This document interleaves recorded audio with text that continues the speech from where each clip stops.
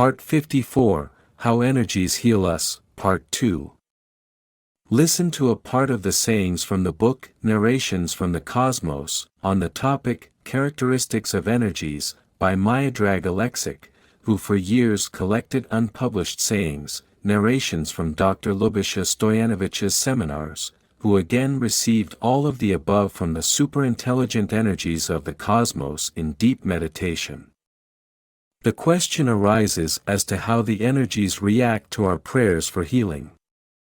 That is the most interesting thing for us, how they heal us. Does anyone who hasn't read Aura have an idea? No one has no idea, because no one could have told them that. When people make a prayer, an energy wave of the prayer spreads out from our brain at a tremendous speed like a balloon, which reaches the end of the cosmos in an instant. On the surface of that balloon there is information about the content of the prayer. It is written there for those who can read it, and the spiritual energies can. It says what we are asking for. Everyone in the cosmos, except non-intelligent energies, knows what the content of our prayer is, and they don't pay attention to it at all. They just record and write down in their memory, Pero gave such and such a prayer then, and they don't react at all, they just state. However, there are people who can give a so-called paranormal prayer, which is different. It starts from the back and the back part of head as one continuous energy beam or as an interrupted beam, moving one after the other carrying written information about that prayer. The energies of the cosmos react to this kind of prayer, they respond, they provide help.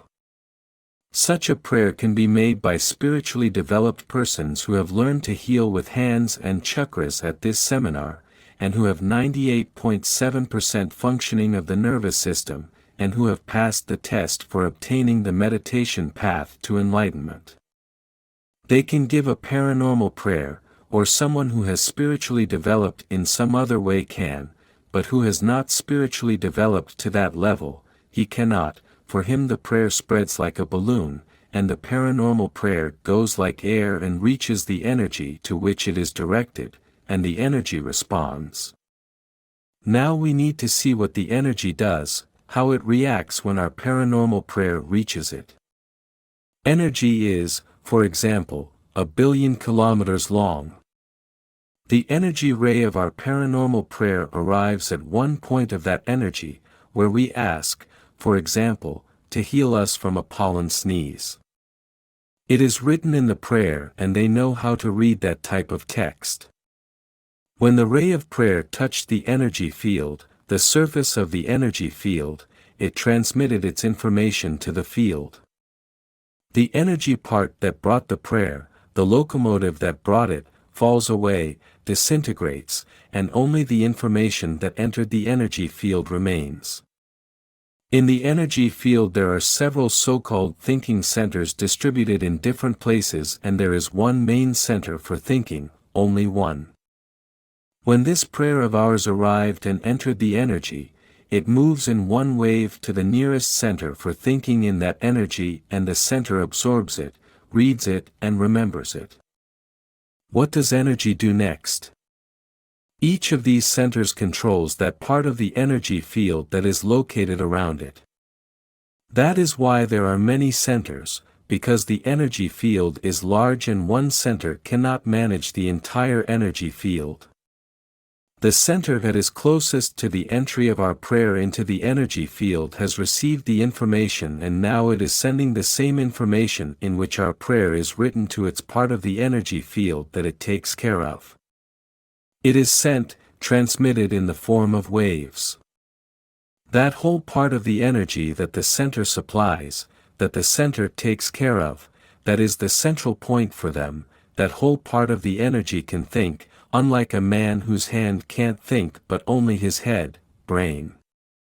That whole piece of energy, every dot can think, every dot knows what the program of that energy is, what its task is, what it needs to do every day. Every dot of energy is familiar with the program. Energies don't have arms, legs, or head, that does not exist with energies. every part of energy is equal and every part of energy knows everything. In addition, there are centers for command and control, so that there is no anarchy. When the center sent an information wave towards its part of the field, it encounters a type of mesh and, as that wave touches the mesh and it receives that information, then it sends it on to the surrounding energy. The energy around the mesh thinks whether to accept that prayer, whether they have the power to heal, whether they know the disease and say, "We think this and that." Whatever they think, each point of energy sends an answer to that mesh. The mesh arranges all the answers a little and sends the answer to the center from which the prayer came. When the center has received an answer, then it arranges the answer a little more, tweaks it, removes what is nonsense, puts in what are alternatives, because it has more knowledge than the mesh, and then sends such a refined answer to the next center. The next center also perceives the answer, sends it to its surrounding energy, which it encompasses, they answer it through the mesh, it adds its conclusion and adds it to the first conclusion of the first center and sends it to the third center. The third center sends to the next center and the answer goes through all the centers as many as there are in energy, and everyone adds their opinion until one circle is made. In order to harmonize the positions of all the centers, it is often necessary to make several rounds and then, when the common position of all the centers is finally taken, the center that first received the information, the prayer, sends the opinion of all the centers to the main center. The main center has greater competence, greater knowledge than these centers, and it examines whether these centers' conclusions agree with the position, with the program, with the laws of that energy, how well it all fits together.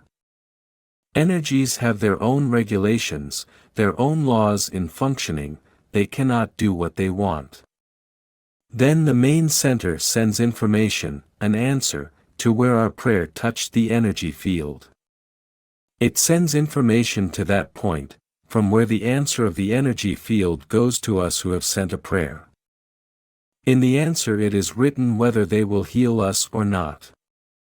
If they don't, they send us an answer that they won't heal us, and if they do, they send us information with the content of how they will heal us, how long it will take, etc.